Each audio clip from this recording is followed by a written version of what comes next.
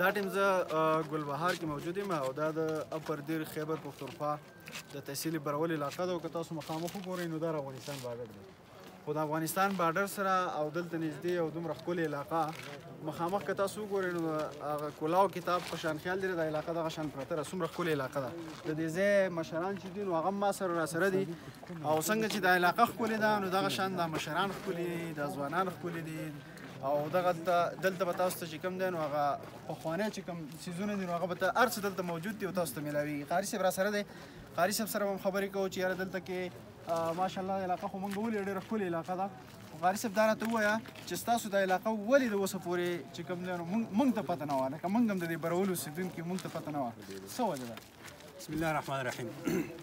ټول نه مخکې خو ستاسو چې کوم دی نو په راتګ باندې ګلبهار ته شکریه ادا کوم د پوره د ګلبهار د نوجوانانو د مشرانو له طرفه ستاسو شکریه ادا کوم ډېر مشکور یم مننه د هغې نه بعد زموږ الحمدلله الله رب العالمین را باندې چې کوم دی رحم کړی خپل فضل را باندې کړی دی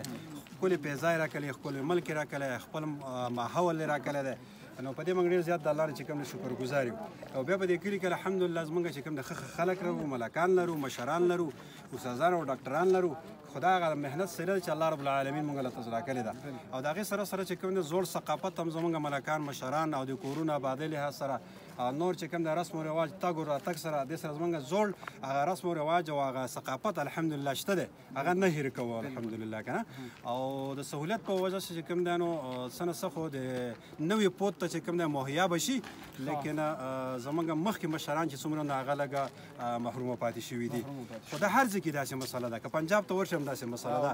خو الحمدلله زموږ چې کوم دی شکرګزار یو زموږ مخکې مشران شته دی وبه شي ناامیدي نه کوو انشاءالله هسپتال به راشي میډل سکول به راشي کالج به راشي انشاءالله نوې پود دپاره خو د هغې سره چې کوم دی ژوند به غواړو او زندګي به انشاءالله کېږي برسه دا راته ووایه قاري صاحب چې دلته آس پاس نورې داسې علاقې شته دی چې هغه د ټوریزم دپاره ښکلې علاقې او د هغې نومونه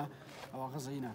بالکل شته دی جی په هغې کې په براول کې زه به دا وایم که نه چې زموږ شنګاره دره په 1 نمبر باندې هغې تاسو په سوشل میډیا باندې چې کوم دی تاسو ګورئ او کتلي هم دي او د هغې سره سره زموږ په خوا کې نږدې زموږ چې کوم دی تندر ډیری ده ببرو ده دې طرف ته زموږ سره چې کوم دی جواب بالا ده بین دی دغه شان چې کوم دی ښایسته ښایسته ځایونه دي نو دا پکار ده چې ستاسو د سوشل میډیا په ذریعه باندې مخکې لاړ شي نو د سیل صفا دپاره به دا خلک چې کوم دی رامات شي نو زموږ د علاقې به نور مې ښکلا به دوباره قاري صاحب دا راته ووایه